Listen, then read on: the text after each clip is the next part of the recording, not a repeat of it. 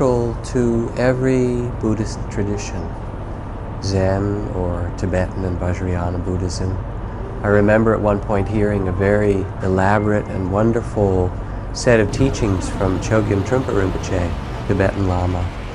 And after it was over, he took questions, and I raised my hand. Said, is there anything in all these teachings that is outside of the Four Noble Truths? And he said, oh, absolutely not. If you understand the Four Noble Truths, all of the practices that I've been teaching are found there. And the Dalai Lama has expressed it in the same way. If you understand these four principles, then all the rest of the teachings come from them. The story is told of the Buddha under the tree of enlightenment, this beautiful and great Bodhi tree with spreading limbs that sheltered him for days.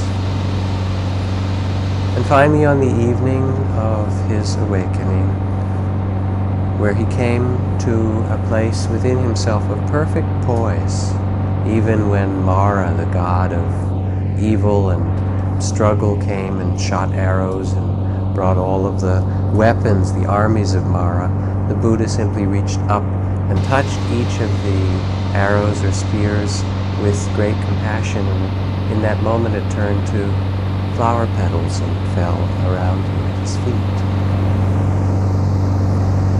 So there he was on the night of his enlightenment, as it's told, and his heart became so still and his mind so clear that he could see far, vast, as if one were to look with a telescope, and see the birth and death of beings everywhere, born, arising in a certain form, and dying again and again.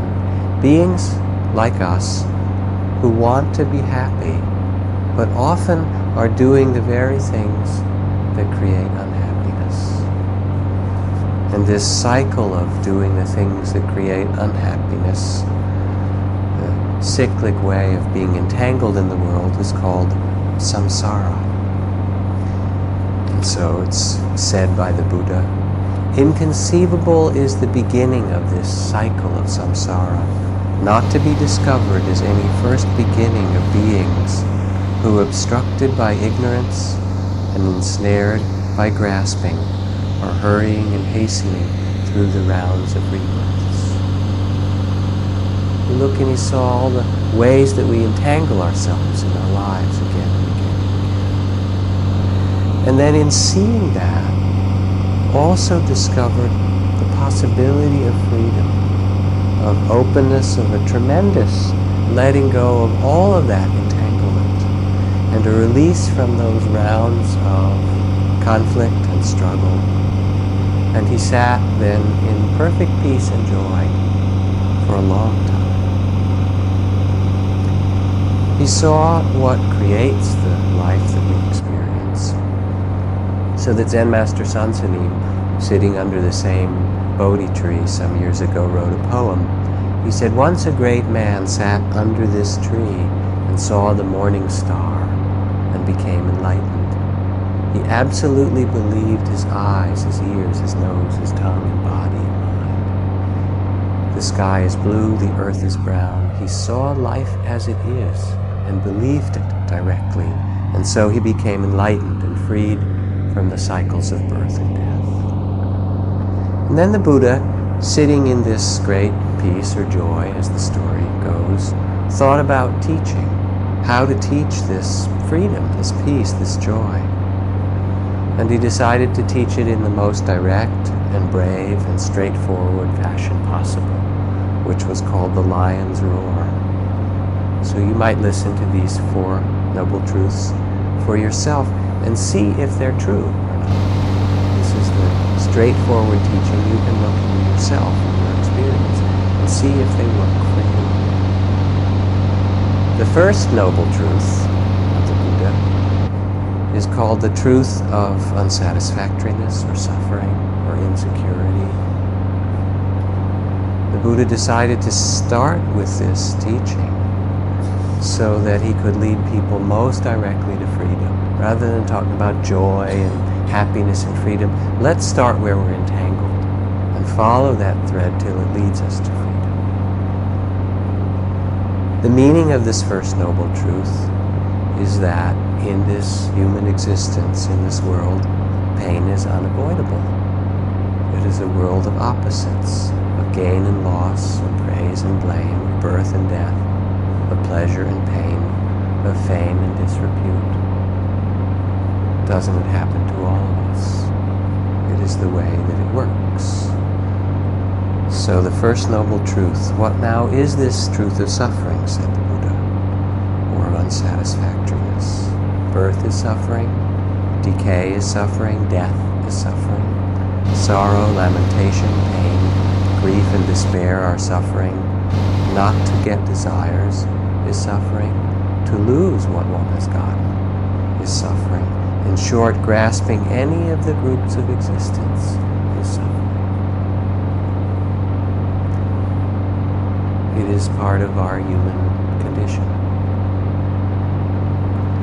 If we look further at this human life, we see that pretty much throughout the century, certainly in the last half of the 20th century, there has been at almost any time, any moment that one could pick, 25 or 30 or 35 wars or revolutions in the world. And only if we see this truth clearly can we find freedom. There are millions today who are hungry, hundreds of millions.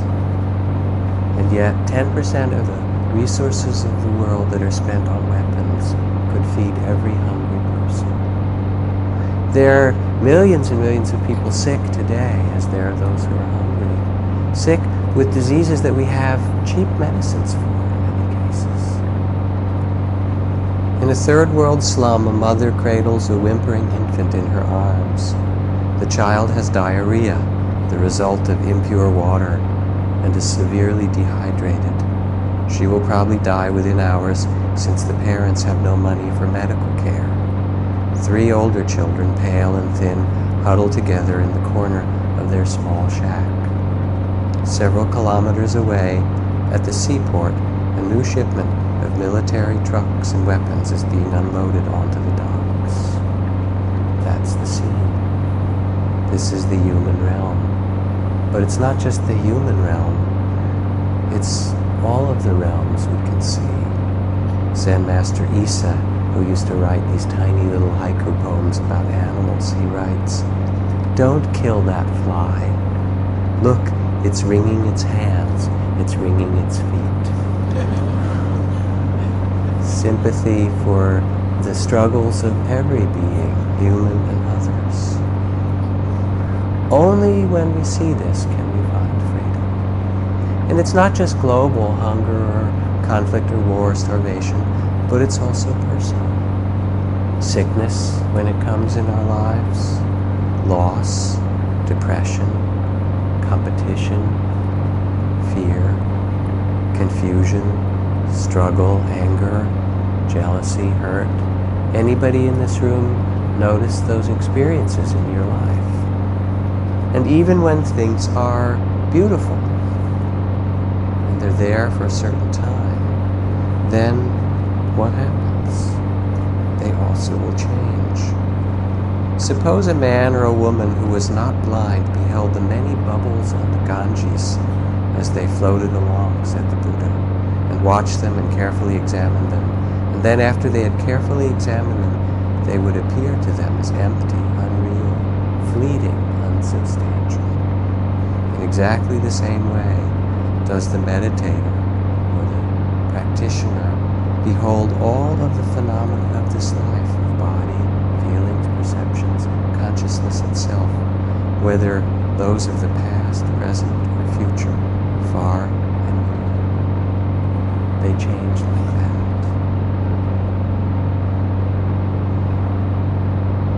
We live in a society that doesn't like to look at this.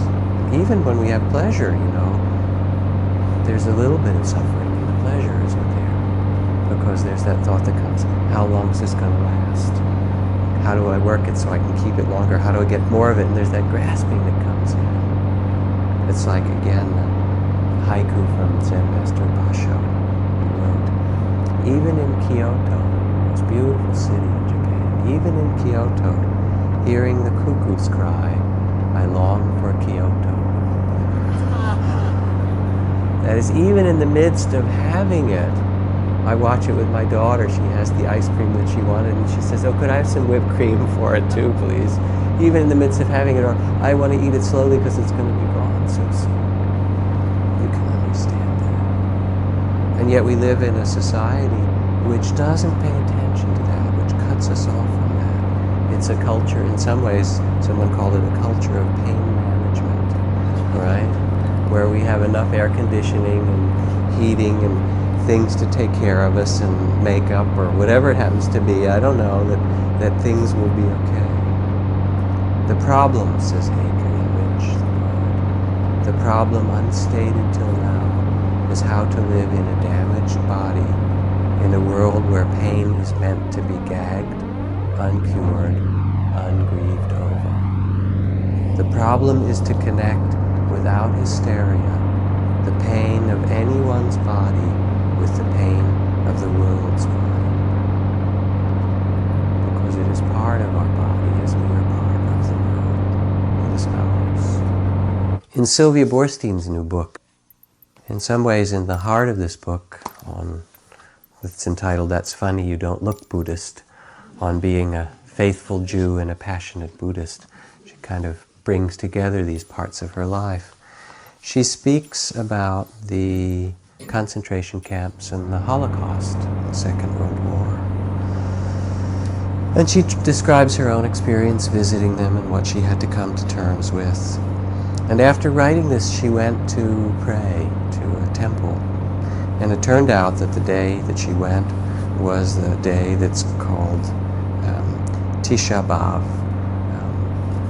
And so there was a particular service that was done, a kind of prayer. And then, as there is in the service, in every morning service, there was time for those who mourn, who are grieving the anniversary, the death anniversary of someone that day or that week, to stand and recite the yearly prayers. And most days there's just a few people that are standing, she says, people commemorating the death anniversaries of next of kin.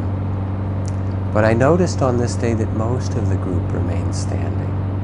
And then I remembered that people whose relatives died in the Holocaust, people also who did not know the death dates of their kin, recognized this day as the death anniversary.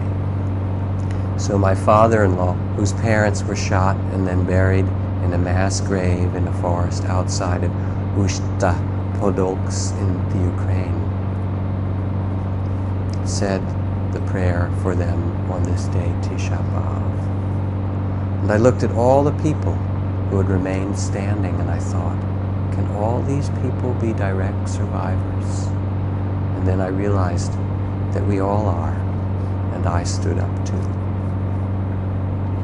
So this is the first truth of the Buddha to pay attention to. Is there anyone who doesn't know this or see this in your life? Then the second noble truth, the cause of suffering in our lives, individual and worldwide. The cause is grasping. And this quality of grasping then becomes elaborated as greed and possessiveness, as hatred, aggression, trying to protect or gain, and as ignorance, delusion, the sense of separateness, that we actually can possess things, or that the things we have, or that the possession of anything will make us happy. And out of greed and hatred and ignorance come wars, come us and them, the separations, comes racism and tribalism, and the pain of that comes the hunger of those with no food and the riches of those who do. So globally, the source of most of human suffering comes from greed, hatred, and delusion, all forms of grasping. And individually, it is the same, our grasping at how it should be. We don't want it to change. We don't want to grow old.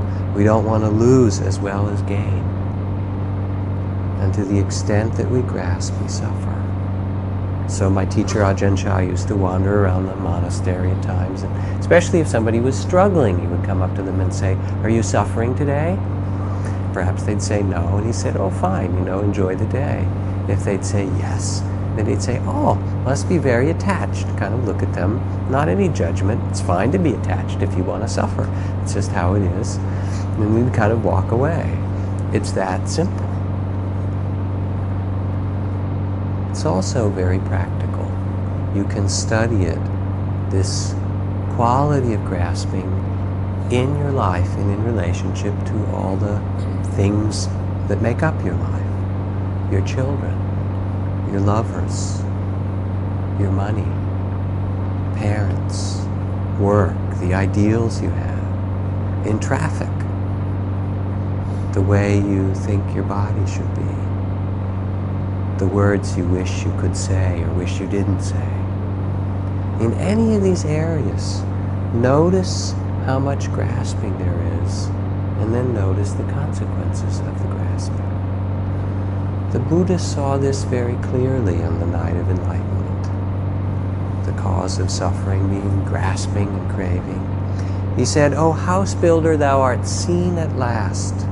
Thy ridgepole is shattered, the rafters are broken."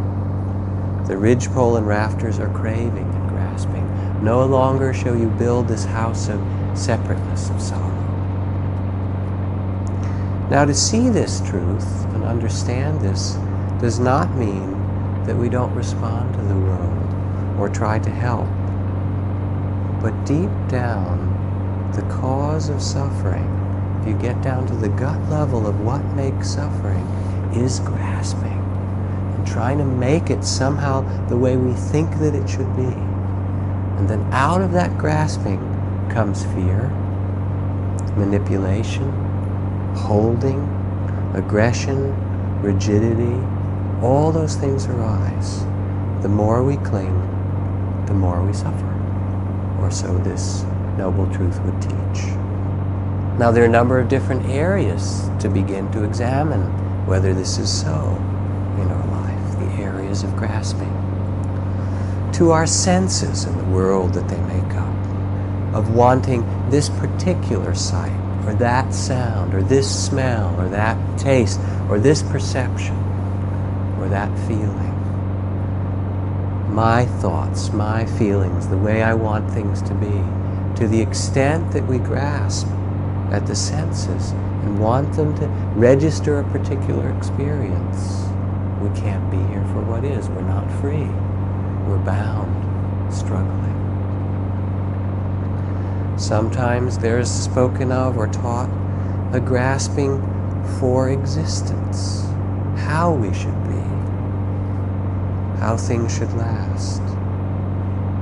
All that we claim, I or mine, I want this, I own this.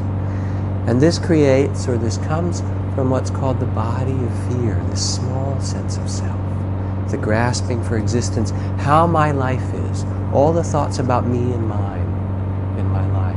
Do you know those thoughts? And kind of how they make a circle around us. Then there's the opposite kind of grasping, the grasping of non-existence. That's the grasping that wants things to go away. The grasping that wants pain to go away, to disappear. I don't want to deal with this. And so we contract and barricade ourselves in fear or judgment or aversion or aggression, push things away. And you can feel it if there's pain in your body. Often there'll be the sensation, which is very intense, fire, throbbing, tingling, and then we give it the name pain, and then there's the contraction, the whole body contracts around it. And then there's the fear that comes, how long is this going to last? And then there's the story, I hate this, maybe I have a terminal disease, and we go and write our epitaph and have to go and say goodbye to everybody and so forth. And we do this whole thing instead of just feeling that this is one part of our body experience. The contraction, the fear, the stories we tell, all of which create suffering. Instead of learning just to be with our measure of pleasure and pain as it comes. To rest in the heart of a Buddha, and know that the world has joy and sorrow and pleasure and pain and light and dark. Overcome any bitterness that may have come because you were not up to the magnitude of the pain that was entrusted to you. This is from the Sufis. Like the mother of the world who holds the pain of the world in her heart, each of us is entrusted with a certain measure of cosmic pain. You are called upon to meet that pain in joy instead of self-pity. So the grasping to senses, the grasping of me and mine and how it's supposed to be myself, all those thoughts and feelings, the grasping of non-existence and the avoiding of things. How about the impossible grasping of trying to redo what's already done? How many of us have done that? You know? Somebody said forgiveness is letting go of all hope for a better past.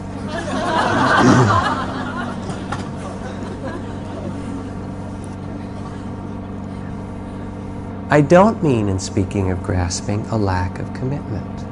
Commitment to work, commitment in relationship, commitment to our vision of what's beautiful to bring into the world, commitment to our spiritual practice.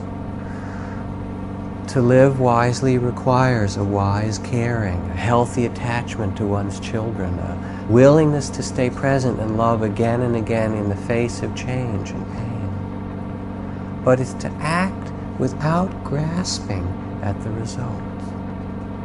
Because the extent we try to grasp our children, the extent we and they suffer.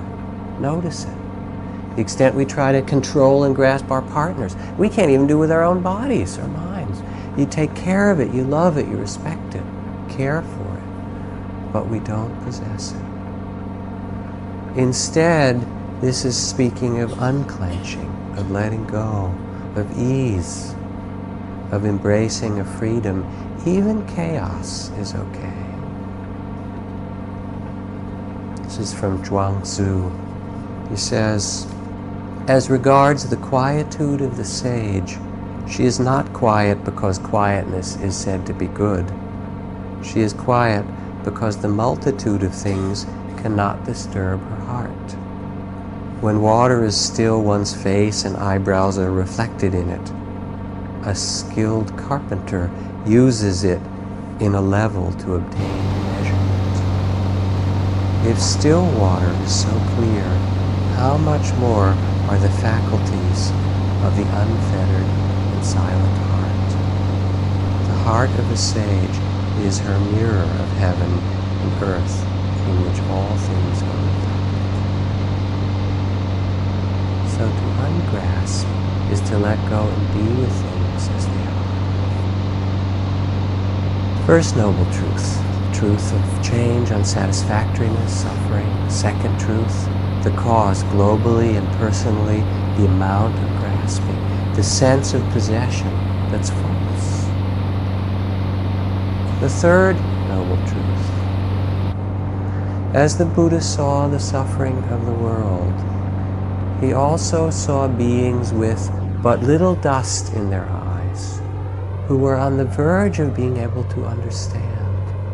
And tears began to stream down his cheeks as he sat under the tree of enlightenment, the tears of compassion.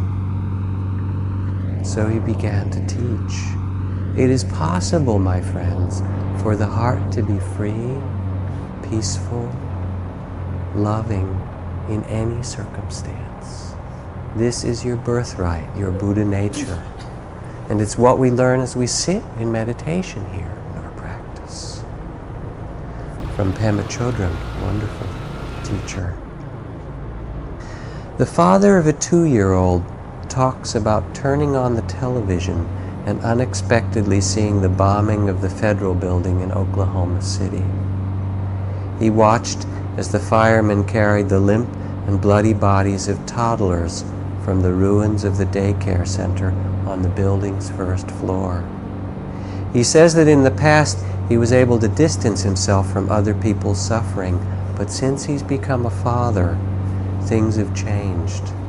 He feels as if each of those children were his child.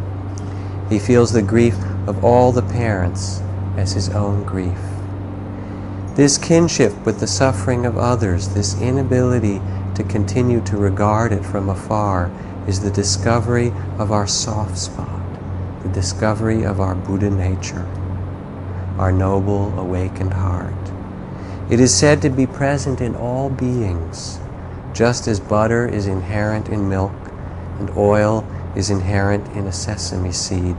This soft spot is inherent in you and me. In difficult times, it is only this Buddha nature that heals. When inspiration has become hidden, when we feel ready to give up, this is the time when healing can be found in the tenderness of pain itself. This is the time to touch the genuine heart of the Buddha within. The third noble truth is the end of suffering, the truth of liberation, of freedom, of nirvana in the midst of all things. Nirvana means coolness, ease. Strictly speaking, if you read in the Buddhist texts, nirvana means the end of greed, hatred, and delusion. And for a disciple thus freed, in whose heart dwells peace, there is nothing to be added to what has been done, naught more remains for them to do. And for one who has considered all the contrasts on this earth, and is no more disturbed by anything whatever in the world, the peaceful one, freed from rage, from sorrow and longing, has passed beyond birth and decay. This is the Buddha's description of nirvana. I'll read you another description. This is from these writings I'm working on in the new book of people's spiritual experiences. This is kind of the moment of Satori of a Zen master. It's a whole pages leading up to it. The body pains opened up, the struggle stopped, my mind became luminous, just radiant, vast like the sky, filled with the most delicious scent of freedom, awakening. It felt like grace had descended upon me. I felt like the Buddha sitting effortlessly, hour after hour, all the time feeling as if I was completely loved and protected by the whole universe. I lived in a world of unending peace and unspeakable joy. The truths of life were so clear. How grasping is the cause of suffering, that by following the small sense of self, this false ego, we run around like the petty landlord squabbling over nothing. I wept at all our unnecessary sorrows. And then I saw the whole idea of spiritual renunciation as a kind of a joke, trying to make oneself let go of ordinary life and pleasures. In fact, nirvana is so open and joyful